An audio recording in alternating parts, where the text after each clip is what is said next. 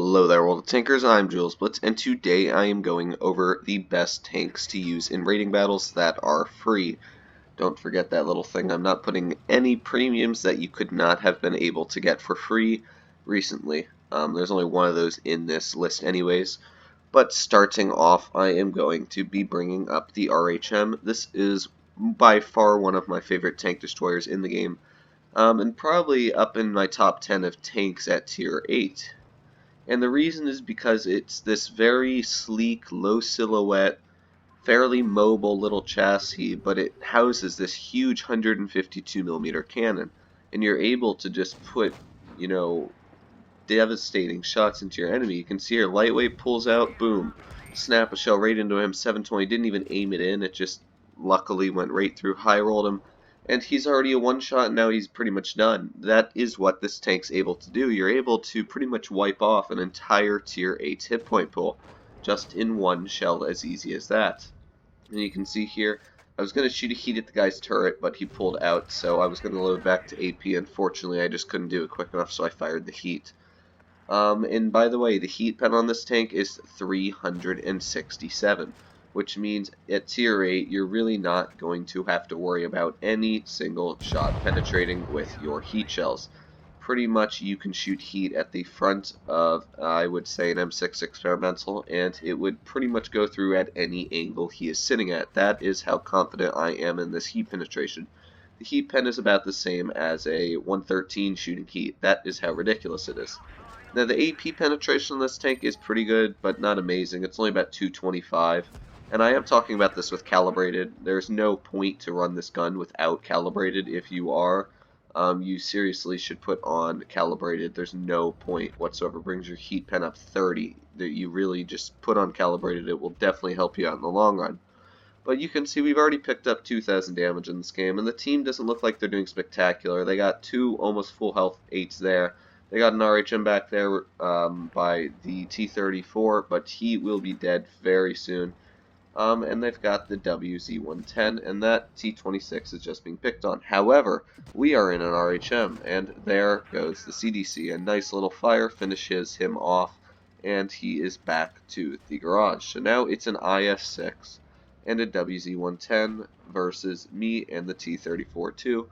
And this is just an amazing gun. You can see again, IS-6 doesn't even know I'm there. This tank has an excellent camouflage rating. I think it is one of the best in the game. You can be, I'd say, 190 meters away from your target, shoot them, back up, and they won't even be able to get the shot off you because you'll be detected as soon as you are shooting, but you'll be over the ridge by the time they detect you because this tank is so mobile. It's not necessarily a fast tank, but it's very quick on the turns, and you'll see that I'm able to back up super quick in this vehicle. And now I am 1 versus 2 in this match with 3,600 damage to my name. This WZ-110 pulls out, we slam a high explosive right into him. I don't know why he did that. Team's yelling at me for sitting back in a tank destroyer with 0 armor. Do not be super aggressive in this tank. That is not what it's meant for. You can see that this IS-6 low rolls his HE, the lowest roll I think I've ever seen with an HE 375, and we get the finishing shell, 3,000 to 400 damage, which is a very nice game. And you can see our rating went up 70 this game, which is just great. I got a very bad calibration though. I had a bunch of bad teams. If you guys feel that pain, let me know. But you can see overall this is a very nice tank. Again, my tank is permanently enriched, so any credits I make don't really count in this vehicle. Pretty much all the tier 8s I'm going to show are permanently enriched because I like them so much. But this is my number 4 spot. Let's get to number 3. Now for the number 3 spot, a lot of you will probably not agree with this choice, but for me personally it is the T28 Prototype. The reason being is because it has an excellent gun mounted on it. Just like the RHM, these two tanks have excellent guns. This one having the same gun as a T34, better accuracy, way better accuracy. I think it has the same dispersion, but it definitely has better accuracy and aiming time. And the reload is only 8.5 seconds. Now just to give you an example, M6 Experimental's reload is 13.5 or something like that. So that just tells you how much of a difference that is. That's a 5-second difference. You can see here, I've literally just got my reload back already. Fire another shell on this guy. We've already picked up 800 damage.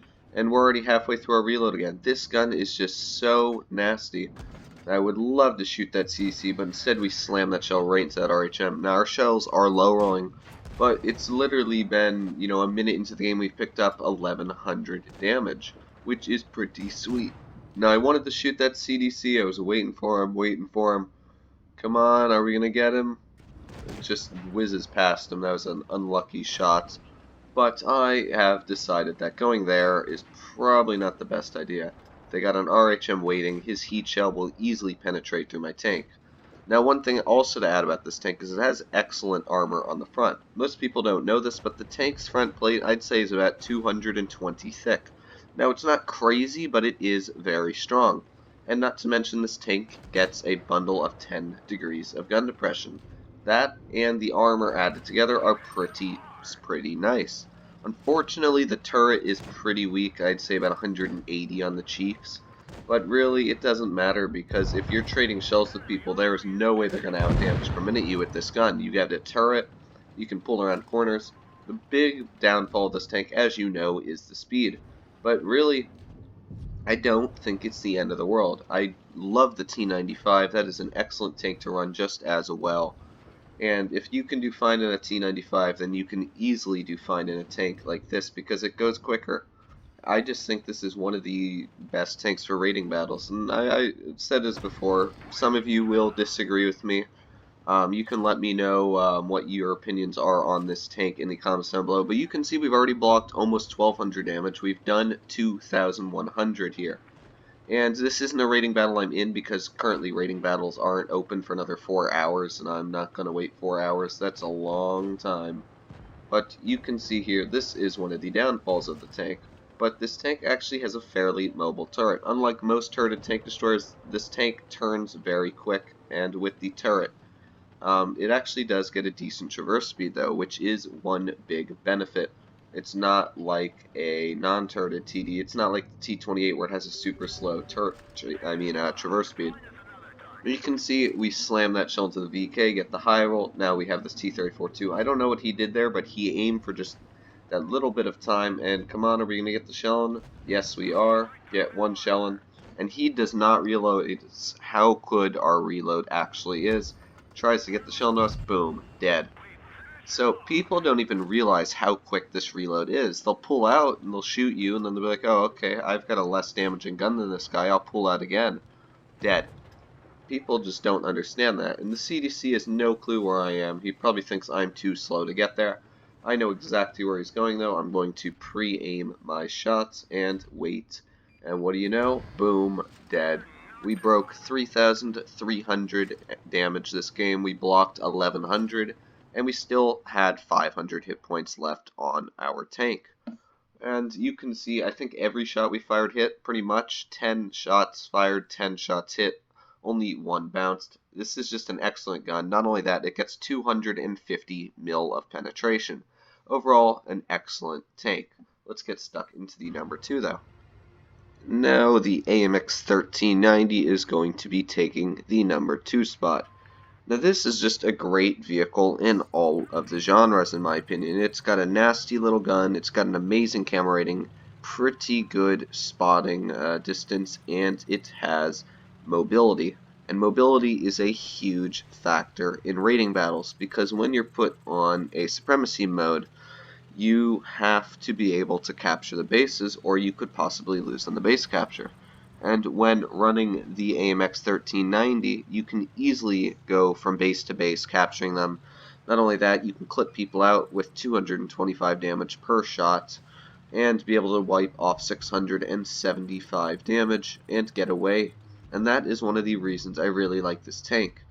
Now, I know Martin Dogger made a video on the best tanks as well, and he put the T49. I do think the T49 is very high up there.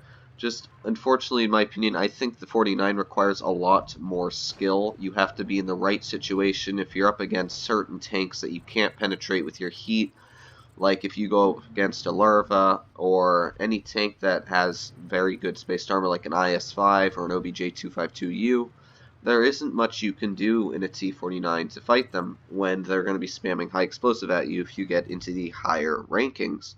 You know, once you get into the 4,000 league, people know how to take care of your 49. They're not, you know, bad players anymore because everybody's going to be having a ranking of 4,000, so they're going to understand the concept of high explosive. Personally, I feel this light tank is just a bit better because it has a better camo rating than the T-49. It's got better penetration. It has pretty much anything you would want in a light tank. And it's able to unload its clip very quickly. 5 seconds, gets rid of the whole clip, gets away.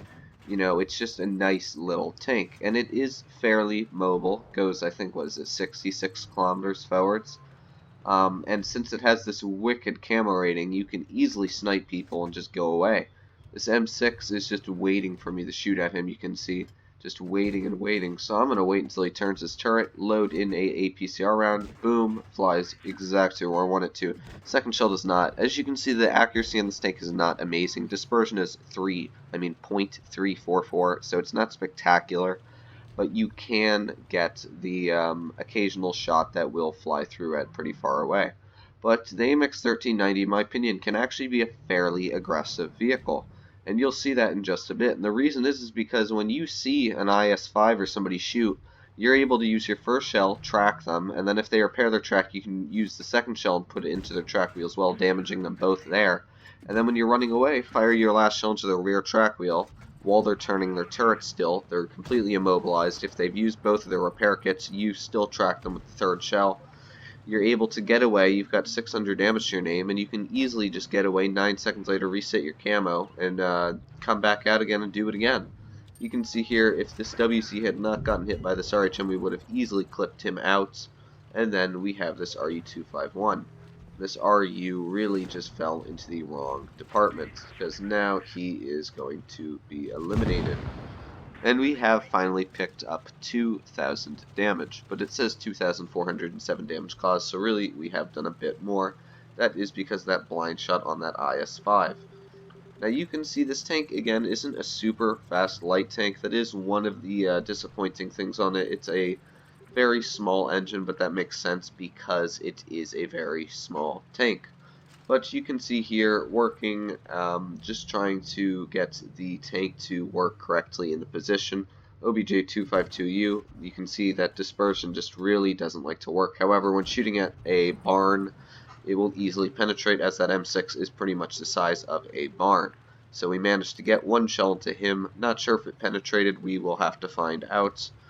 And now I'm trying to find that T69. Now I don't know where he went, but I am most likely going to guess he went somewhere around this little ridge here, trying to pull around the corner. Now the fact that I didn't spot him right now is quite odd because he pulled around the corner there. So it's really strange to me how I did not spot him. Fortunately our first shell misses though. Get our second one, and are we going to get the third? No, just not quick enough. Unfortunately, that would have given us quite a bit more damage. We would be sitting at around 3,000, I think, now, if we have penetrated both our blind shots. And now we see that they have the M6 left, sitting at about, what was it, 400 hit points, and there's an OBJ-252U with 1,200. And the object is one of the most deadly tanks in raiding battles. That is, if you do own it, I would highly suggest to pull that out. It is probably the best raiding battles tank to run. It's got excellent armor, excellent mobility, excellent damage, and it actually has fairly decent accuracy. But unfortunately, that tank costs money, and it probably won't be in the store for a couple months. So back to this little tank, we are going to be flanking that M6, trying to reset their base capture that they're doing right now. The nice thing about the AMX is it's just so little and nimble that you're able to sit here 230 meters away. If you don't know, that M6 is pretty much sitting right there. He's going to back up very soon. He's not even going to spot me from 220 meters away when I push up there, and you'll see that. And the reason is because this camo rating is so good in this tank. It's really just amazing how well it works. You can see that M6 197 meters away. 1 shell fired, 2 shell fired. He didn't even spot us until we shot, and that just shows you how good the camera reading is. You can be 200 meters from people, moving, shooting, and not get spotted until you've actually fired. But now we have one tank left, and the issue is there are 41 seconds left on the cap. And this is a bit of a bummer because you would think that it is going to be a draw by now. Really, I thought it was going to be a draw. It doesn't look spectacular, especially when your shell decides to just completely dip into the tracks of that tank. Now he is at 1,000 health, 20 seconds left. Now, if the lightweight shoots him once, my damage is enough almost to clip him out here if we get 1 or 2 high rolls. Now, if we distract him enough, there you go, he is completely clippable. 1 shell, 2 shells, come on, 4, 3, 2, 1 second left, and we managed to finish that game. That was a close game. That game literally had 1 second left before it would have been a draw. Fortunately, just able to break 3,966 damage. Got that mastery. We did lose credits because this tank is not enriched as my others are. So, actually, this tank would not be a free tank to play if you think about it, because you are losing credits every game. But that was because I fired my whole clip of APCR, and pretty much 90% of them missed and ricocheted off. You can see, though, overall, just an excellent game. This is a very good tank to run. Every game I think I played in this tank, I actually won. I played 5 or 6 games in it. You're just able to really empower the team. As long as you know where to push your light tank and clip people out, you should do fine. Let's get stuck into the final tank. Now this is the final tank, and you may be asking, well, how is this tank free? It is a premium. Well, if you recall, I don't know, 2 weeks ago there was an event, it was called Operation Independence or something like that. You could have picked this tank up for free very easily just by playing, I don't know, 500 battles. Easy pick up this tank, no effort required, no doing anything that was hard. All you pretty much had to do was non-stop battle. And that is why I'm featuring this tank, is just because it was technically free, you could have easily earned it, and it is an excellent vehicle. In my opinion, the strongest tier 8 heavy in the game.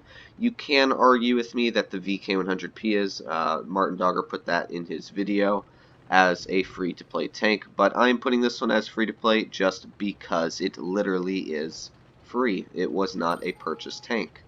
But you can see we are going to absorb some damage this game. This wasn't a great game for blocking damage, as people are just going to non-stop fire heat at my tank, and there's not much I can really do. But you can see that the accuracy is very nice. If you didn't know, this tank actually has half a second less aiming time than the T34, even though it shares the same gun. So the reload's a bit longer, I think about a second longer, but it does share a better aiming time, which is nice. And the armor profile is just spectacular on the front. It's about 280 thick. So that RU is having a very tough time in aiming at my tank, and that is why he bounced his first shell on me. You can see here that aiming time, very nice. Just wait, fire, boom. Goes directly into his lower plate, which is a very hard target to hit there. Now, what I don't understand is why this IS-6 is going to push down here with me. It is a 790 health VK, and it is not a hard target to penetrate, especially with this gun I am running. He will have a very hard time penetrating me. So just the fact that he is running his tank over here to shoot this guy is kind of a waste.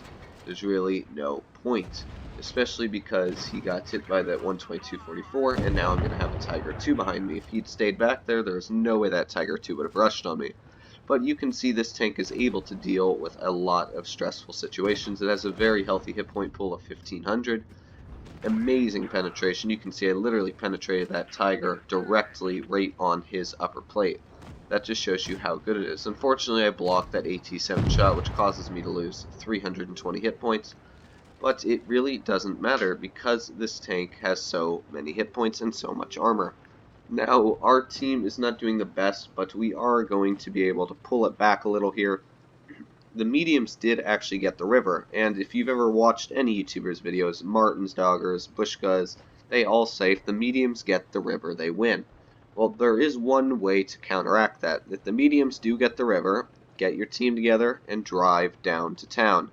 They have no advantage then. Those mediums are completely useless, and really you have the big advantage then. You can see that we slammed an HU right into the rear of that SU, 2,119 damage now.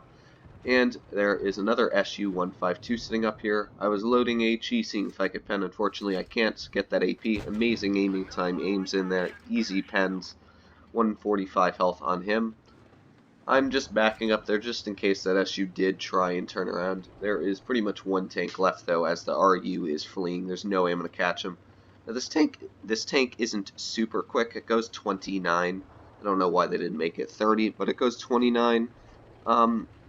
It's not super quick, but it is quick enough, and it has a very nice power-to-weight ratio, so you are able to keep your speed up. Unfortunately, my final shell low rolls because it was an HE. Too bad it didn't do the average because we would have broken 3,000 damage. But you can see in total, this was a very nice match. Blocked a decent amount of damage, did a very healthy amount of damage to the enemy. We did our job. Not to mention this is a premium, which means it does earn credit. So in total, this is a very nice tank. This is going to be the end of my video, though. If you did like it, make sure to leave a like and subscribe. I'm going to leave my Discord in the description down below if you do want to send me your replays to be possibly featured. Thanks for watching.